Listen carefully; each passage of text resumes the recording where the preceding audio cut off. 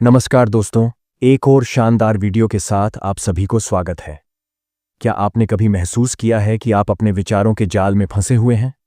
क्या आप अक्सर अतीत की यादों में खो जाते हैं या भविष्य की चिंता में डूबे रहते हैं? अगर हां, तो यह वीडियो आपके लिए है। आज हम बात करने जा रहे हैं एक ऐसी किताब के बारे में जिसने लाखों लोगों के जीवन को बदल दिया। द पावर ऑफ नाउ, अभी की शक्ति, जिसे प्रसिद्ध लेखक एकहार्ट टॉले ने लिखा है।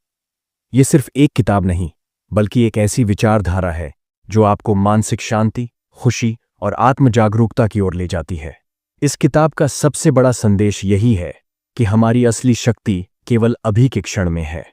हम में से अधिकतर लोग या तो अपने अतीत की गलतियों, पछतावे और दुख में फंसे रहते हैं या फिर भविष्य की चिंता में उलझे रहते हैं। लेकिन एकहार्ट टॉले कहते हैं कि सत्य केवल अभी में है, क्योंकि जीवन इसी क्षण में घटित हो रहा है।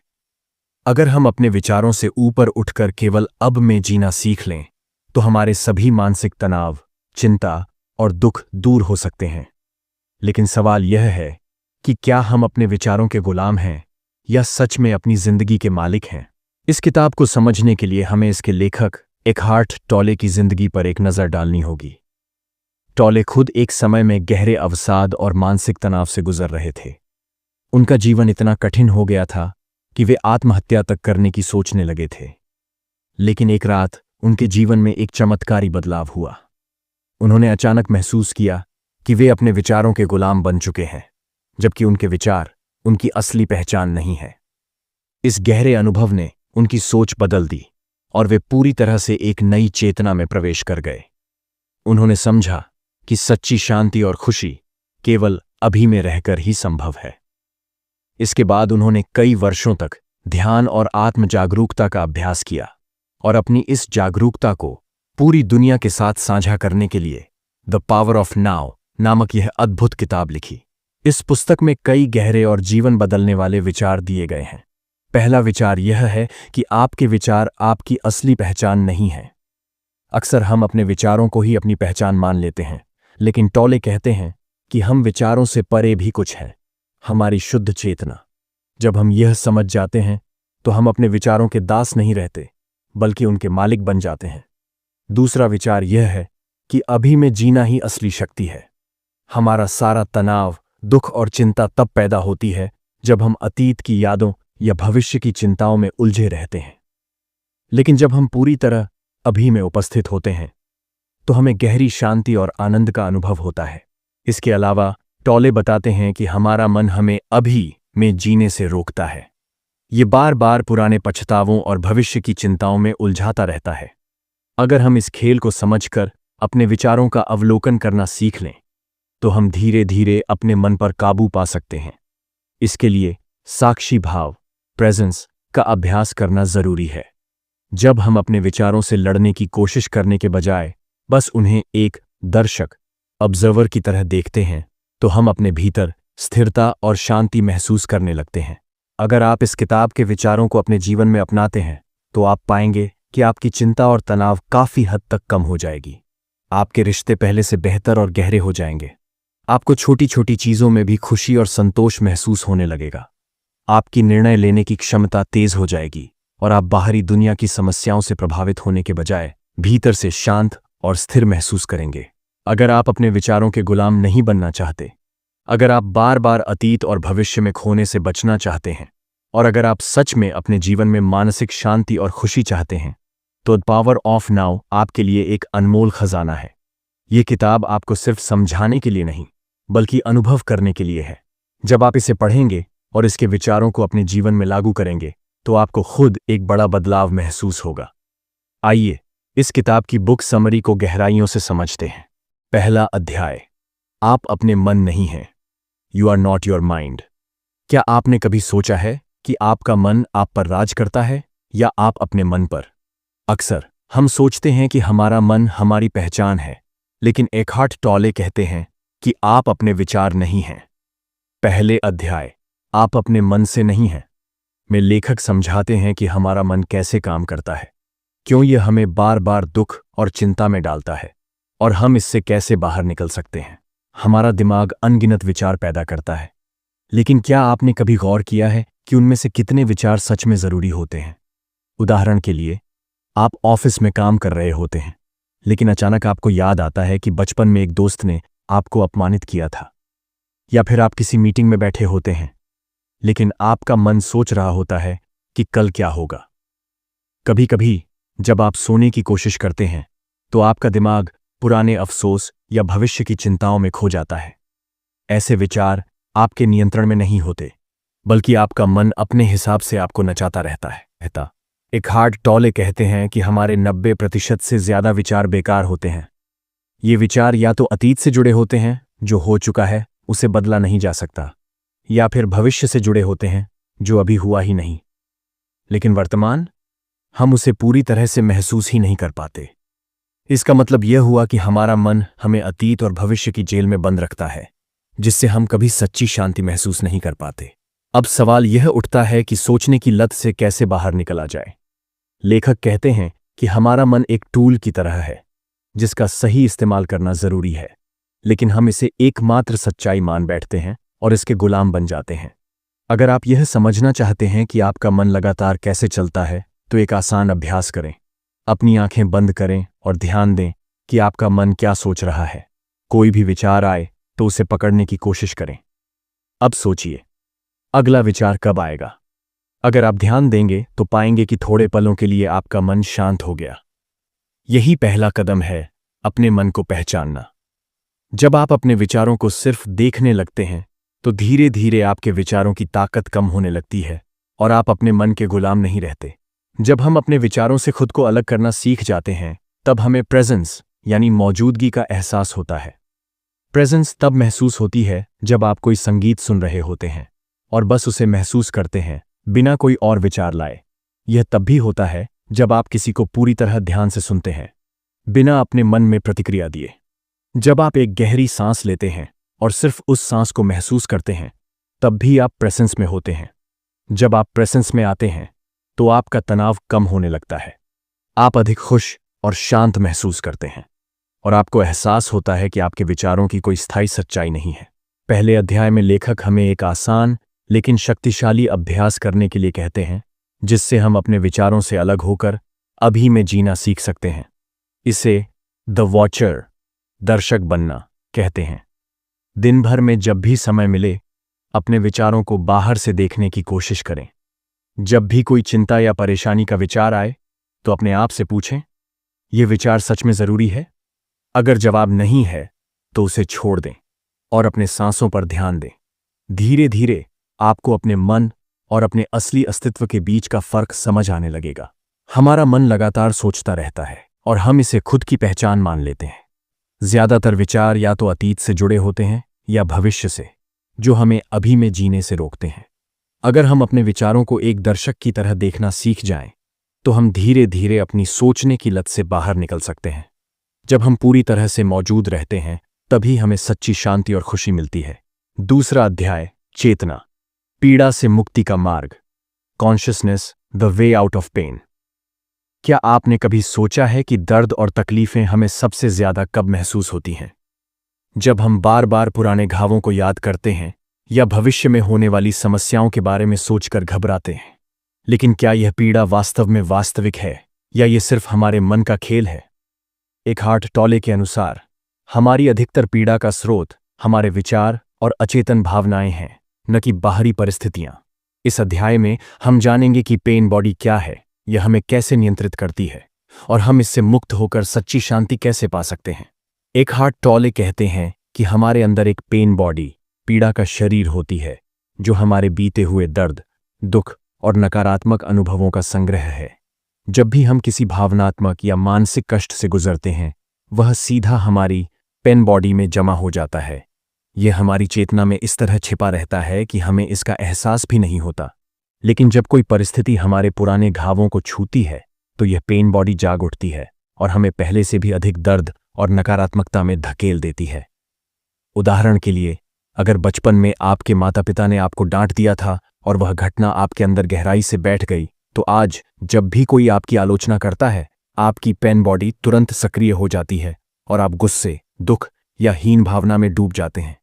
यह सिर्फ एक उदाहरण है, लेकिन कई बार हमें यह भी समझ नहीं आता कि हम क्यों अचानक दुखी या गुस्से में महसूस कर रहे हैं। ये पेन बॉडी का प्रभाव होता है। जब भी आपको ऐसा लगे कि बिना किसी कारण के आप दुखी, गुस्से में या तनावग्रस्त हैं, तो यह आपकी पेन बॉडी का संकेत हो सकता है। इससे बाहर निकलने का पहला कदम यह है कि जब भी आप अचानक गुस्से, तनाव या निराशा का अनुभव करें, तो खुद से पूछें, क्या यह वास्तविक दर्द है या यह मेरी पुरानी भावनाओं का असर है? और क्या मैं इस दर्द को बस एक अनुभव की तरह देख सकता हूं, बिना इसमें उलझे? अगर आप इसे एक दर्शक, ऑब्जर्वर की तरह देख सकते हैं, तो धीरे धीरे इसका प्रभाव कम होने लगेगा। अक्सर हम अपने दुख से बचने की कोशिश करते हैं, टीवी देखते हैं, सोशल मीडिया पर स्क्रॉल करते हैं या खुद को किसी और चीज में व्यस्त कर लेते हैं, लेकिन यह केवल अस्थायी राहत देता है। दर्द से पूरी तरह मुक्त होने के लिए हमें इसे स्वीकार करना होगा। जब भी कोई नकारात्मक भावना आए, तो उसे दबाने की बजाय गहराई से महसूस करें, लेकिन खुद को उससे जोड़ें नहीं। बस इसे एक भावना की तरह देखें जो आई और चली जाएगी। एकहार्ट टॉले बताते हैं कि पेन बॉडी केवल तब सक्रिय होती है जब हम अतीत में रहते हैं या भविष्य की चिंता करते हैं। लेकिन अगर हम पूर्ण रूप से वर्तमान में जीना सीख लें, तो यह हमें प्रभावित नहीं कर सकती। जब कोई नकारात्मक भावना आए, तो तुरंत अपने वर्तमान क्षण में लौट आएं। अपने सांसों पर ध्यान दें, और जब भी मन भटकने लगे, गहरी सांस लें और बस उस पल को महसूस करें। जो कुछ भी कर रहे हैं, पूरी जागरूकता के साथ करें। अगर आप इस अभ्यास को लगातार करते हैं, तो आप देखेंगे कि आपकी पीड़ा धीरे धीरे कम होने लगी है। पेन बॉडी हमें तब ज्यादा प्रभावित करती है जब हम इसे अपनी पहचान बना लेते हैं। हम खुद को मैं दुखी हूं, मैं कमजोर हूं, मुझे हमेशा समस्या रहती है जैसे वाक्यों से जोड़ने लगते हैं। लेकिन सच्चाई यह है कि आपका असली अस्तित्व इससे बहुत परे है। अगली बार जब आप किसी समस्या में हों, तो खुद से कहें, यह मेरी पेन बॉडी है, लेकिन यह मैं नहीं हूं। जैसे ही आप इसे पहचानते हैं और इससे खुद को अलग करते हैं, इसकी शक्ति कमजोर होने लगती है। हमारी पेन बॉडी पुराने दर्द और नकारात्मक भावनाओं का संग्रह है, जो हमें बार बार दुख और गुस्से में डालती है। जब कोई परिस्थिति हमारे पुराने घावों को छूती है, तो पेन बॉडी तुरंत सक्रिय हो जाती है। इससे बाहर निकलने का सबसे बड़ा तरीका है इसे पहचानना और इसे बस एक अनुभव की तरह देखना। जब हम पूरी तरह वर्तमान में जीना सीख लेते हैं, तो पेन बॉडी हमें नियंत्रित नहीं कर सकती। हमें अपने विचारों और भावनाओं को हम देखने वाले ऑब्जर्वर की तरह देखना चाहिए, न कि उनमें खो जाना चाहिए। तीसरा अध्याय, अभी के पल में गहराई से प्रवेश करना, moving deeply into the now. क्या आपने कभी गौर किया है कि जब हम पूरी तरह से किसी चीज में डूब जाते हैं, जैसे कोई सुंदर दृश्य देखते हैं, कोई मधुर संगीत सुनते हैं या किसी काम में पूरी तरह लीन हो जाते हैं, तो हमें सुकून महसूस होता है। लेकिन जैसे ही हमारा मन भटकने लगता है, हम फिर से चिंताओं और तनाव में घिर जाते हैं।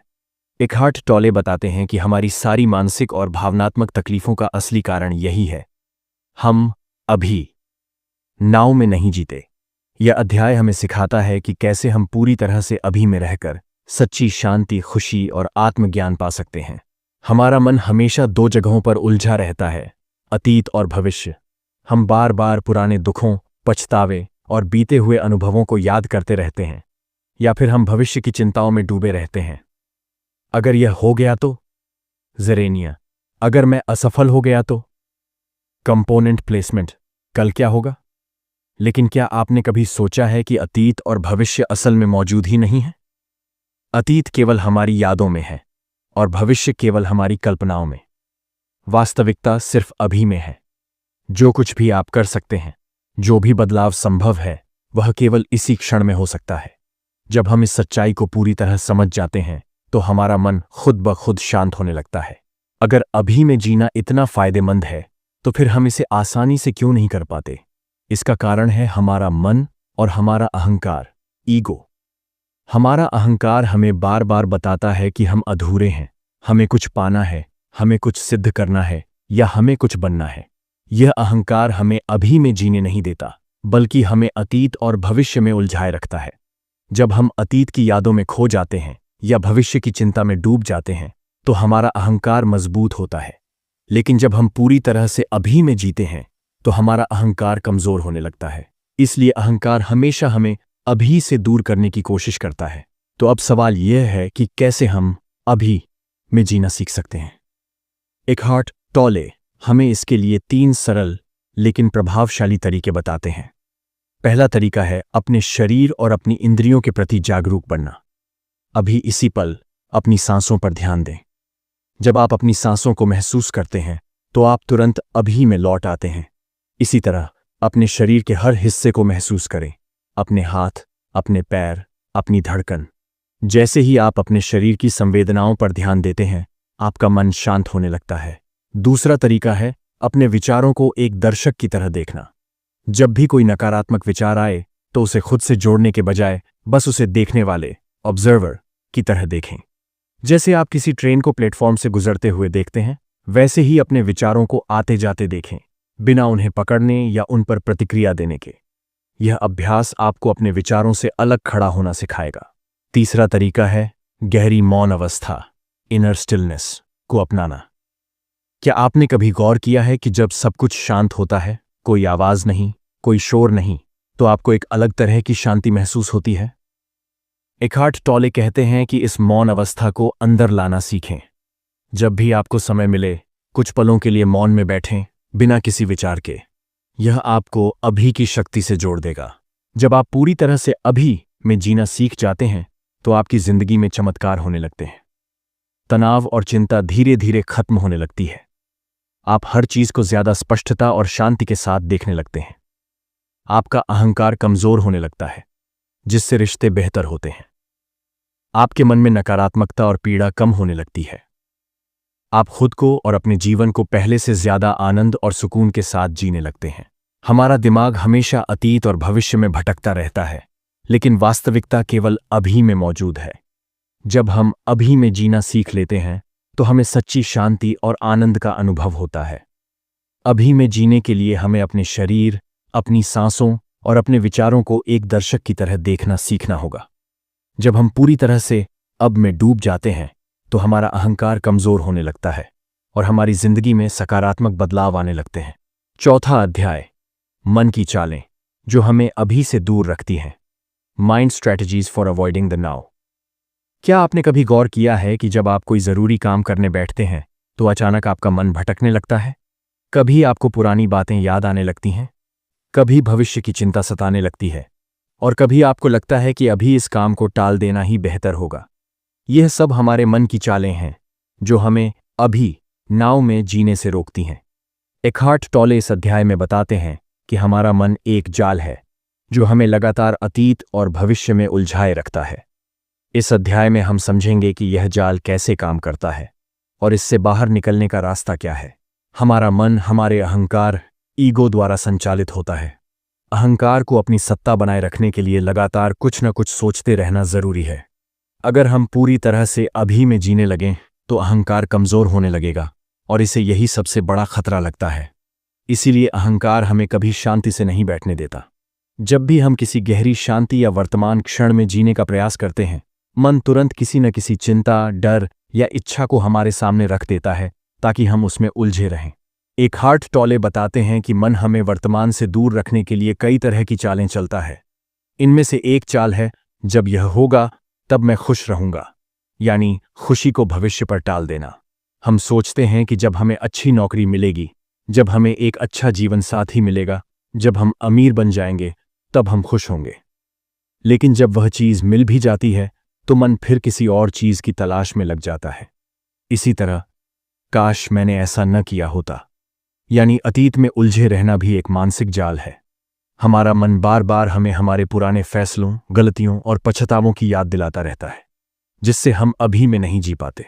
एक और चाल है, अगर ऐसा हो गया तो भविष्य की चिंता में डूबे रहना।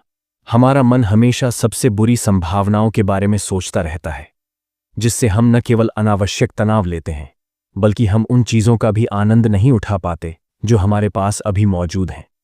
इसके अलावा तुलना और जलन भी एक बड़ा कारण है, जिससे हमारा मन हमें दुखी रखता है। हम अपने जीवन की खुशियों को तब तक नहीं देख पाते जब तक कि हम खुद की तुलना दूसरों से नहीं करते। जब हम सोशल मीडिया पर किसी की अच्छी लाइफस्टाइल, कार, घर या रिश्तों को देखते हैं तो हमें लगता है कि मेरी जिंदगी तो इससे बहुत छोटी है। यह अहंकार की चाल है जो हमें हमेशा किसी न किसी कमी का एहसास कराता है। अब सवाल यह है कि हम इस मानसिक जाल से बाहर कैसे निकलें।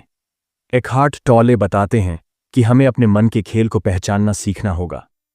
जब भी आपका मन किसी चिंता, डर, पछतावे या तुलना में उलझे, तो एक पल रुककर खुद से पूछें, क्या यह विचार वाकई अभी के लिए जरूरी है? अगर नहीं, तो उसे छोड़ दें। इसके अलावा अपने विचारों को एक बाहरी दर्शक की तरह देखना भी एक कारगर तरीका है। जब भी आपका मन भटकने लगे, तो खुद को एक पर्यवेक्षक की तरह महसूस करें, जैसे आप कोई फिल्म देख रहे हों। धीरे धीरे आप देखेंगे कि आपका मन उतना प्रभावशाली नहीं रह गया है। सांसों पर ध्यान देना भी एक प्रभावी उपाय है।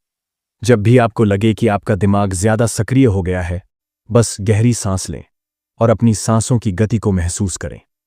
यह अभ्यास आपको तुरंत अभी में ले आएगा और आपके मन की व्यर्थ गतिविधि कम होने लगेगी। जब आप अपने मन की इन चालों को समझकर अभी में जीना सीखते हैं, तो आपके जीवन में कई सकारात्मक बदलाव आते हैं। तनाव और चिंता काफी हद तक कम हो जाती है। आप छोटी छोटी चीजों में भी खुशी महसूस करने लगते हैं। आपका आत्मसम्मान बढ़ता है और आप दूसरों से तुलना करना बंद कर देते हैं। सबसे महत्वपूर्ण बात यह है कि आपका मन शांत और स्थिर रहने लगता है, जिससे आप ज्यादा संतुलित और सकारात्मक सोच वाले इंसान बन जाते हैं। हमारा मन हमें अभी में जीने से रोकने के लिए तरह तरह की चालें चलता है। खुशी को भविष्य पर टालना, अतीत में उलझे रहना, भविष्य की चिंता करना और दूसरों से तुलना करना। लेकिन जब हम अपने मन की इन चालों को पहचानने लगते हैं और अभी में जीने का अभ्यास करते हैं, तो हमारी जिंदगी में जबरदस्त बदलाव आने लगते हैं। हमें सीखना होगा कि हमारा मन सिर्फ एक टूल है, न कि हमारा मालिक। जब हम इसे कंट्रोल करना सीख जाते हैं, तभी हमें असली शांति और आनंद का अनुभव होता है। 5वां अध्याय, साक्षी भाव की अवस्था, द स्टेट ऑफ प्रेजेंस। क्या आपने कभी ऐसी शांति महसूस की है जब आपके भीतर कोई विचार नहीं होते, न कोई चिंता, न कोई डर, बस एक गहरी शांति जिसमें केवल आप होते हैं और यह क्षण? एकहार्ट टॉले इसे प्रेजेंस, साक्षी भाव या जागरूकता की अवस्था कहते हैं। यह वह अवस्था है जब हम पूरी तरह से अभी में जीते हैं और अपने मन की उथल पुथल से परे चले जाते हैं। लेकिन इस अवस्था को प्राप्त करने के लिए हमें अपने अहंकार और विचारों के नियंत्रण से मुक्त होना पड़ता है। इस अध्याय में हम समझेंगे कि प्रेजेंस क्या है, यह क्यों महत्वपूर्ण है और इसे कैसे प्राप्त किया जा सकता है। साक्षी भाव का अर्थ है अपने विचारों, भावनाओं और बाहरी घटनाओं को बिना उनसे प्रभावित हुए देखना। जब हम साक्षी भाव में होते हैं, तब हम अपने विचारों से एक दूरी बना लेते हैं। हम यह पहचान लेते हैं कि हमारे विचार हमारी पहचान नहीं है। वे बस आते और जाते हैं, लेकिन हम उनसे अलग हैं। अक्सर हम अपने विचारों से इतना जुड़ जाते हैं कि हमें लगता है कि वही हमारी असली पहचान है। अगर कोई नकारात्मक विचार आए, तो हम खुद को ही नकारात्मक मान लेते हैं। लेकिन सच्चाई यह है कि हम उन विचारों के पीछे की चेतना है। जब हम इस बात को समझते हैं, तो हम साक्षी भाव में आ जाते हैं और अपने मन के खेलों से मुक्त होने लगते हैं। जब हम साक्षी भाव में जीते हैं, तब हमारा जीवन पूरी तरह बदल जाता है। तनाव और चिंता खत्म हो जाती है, क्योंकि हम भविष्य की चिंता और अतीत के पछतावे से मुक्त हो जाते हैं। हम हर चीज को गहराई से अनुभव करते हैं, क्योंकि हमारा ध्यान पूरी तरह से अभी में होता है। हमारी निर्णय लेने की क्षमता तेज हो जाती है, क्योंकि हमारा मन भूतकाल और भविष्य की उलझनों में नहीं होता। हम अपने भीतर स्थायी शांति महसूस करते हैं, जो बाहरी परिस्थितियों से प्रभावित नहीं होती। इसके अलावा हम दूसरों से तुलना करना बंद कर देते हैं और आत्मस्वीकृति की भावना विकसित होती है। एकहार्ट टॉले बताते हैं कि साक्षी भाव को प्राप्त करना कठिन नहीं है, लेकिन इसके लिए अभ्यास की जरूरत होती है। कुछ सरल तरीकों से हम इसे अपनी दिनचर्या में ला सकते हैं। सबसे पहले सांसों पर ध्यान दें। जब भी आपको लगे कि आपका मन बहुत ज्यादा विचारों में उलझ रहा है, बस गहरी सांस लें और अपनी सांसों को महसूस करें। यह आपको तुरंत वर्तमान में ले आएगा। दूसरा तरीका है अपने विचारों को एक बाहरी व्यक्ति की तरह देखना। जब भी कोई विचार आए, तो उसे पकड़ने या रोकने की कोशिश न करें। बस उसे आते जाते देखें, जैसे बादल आसमान में बहते हैं। इससे आप अपने विचारों से दूरी बना पाएंगे। तीसरा तरीका है छोटी छोटी चीजों को पूरी जागरूकता के साथ करना। जब आप खाना खा रहे हों, टहल रहे हों, किसी से बात कर रहे हों, तो पूरी तरह से उसी क्षण में रहें। इसे माइंडफुलनेस कहते हैं और यह आपको साक्षी भाव की ओर ले जाता है। इसके अलावा अपने भीतर के मौन को महसूस करें। कभी कभी कुछ मिनटों के लिए पूरी तरह शांत बैठें और अपने भीतर के मौन को महसूस करें। यह आपकी चेतना को जागृत करने में मदद करेगा। जब आप साक्षी भाव में आना शुरू करते हैं तो आपका अहंकार इसे स्वीकार नहीं करता। वह आपको बार बार पुराने विचारों, डर और चिंताओं में उलझाने की कोशिश करता है। लेकिन अगर आप धैर्य से अभ्यास करते रहें तो धीरे धीरे अहंकार कमजोर पड़ने लगता है और आपकी असली चेतना जागने लगती है। यही वह अवस्था है जिसे कई आध्यात्मिक गुरु आध्यात्मिक जागरण स्पिरिचुअल अवेकनिंग कहते हैं। साक्षी भाव केवल एक मानसिक अभ्यास नहीं है, बल्कि यह एक नया जीवन जीने का तरीका है। जब हम इस अवस्था में जीने लगते हैं तो बाहरी दुनिया चाहे कितनी भी उथल पुथल से भरी हो, हम भीतर से शांत और स्थिर रहते हैं। यह सच्ची मुक्ति है, जहां मन के झूठे बंधनों से आज़ादी मिल जाती है और हम अपने वास्तविक स्वरूप को पहचान पाते हैं। अब सवाल यह है कि क्या आप अपने विचारों को नियंत्रित कर सकते हैं या वे आपको नियंत्रित कर रहे हैं? अगर आप इस सवाल का सही जवाब जानना चाहते हैं तो इस किताब को जरूर पढ़ें। इसमें ऐसे रहस्य छिपे हैं जो आपकी सोच और जीवन को पूरी तरह बदल सकते हैं। तो दोस्तों, अगर आपको यह वीडियो पसंद आई हो तो लाइक कीजिए, चैनल को सब्सक्राइब कीजिए और कमेंट में बताइए कि आप इस किताब के किस विचार से सबसे ज्यादा प्रभावित हुए हैं।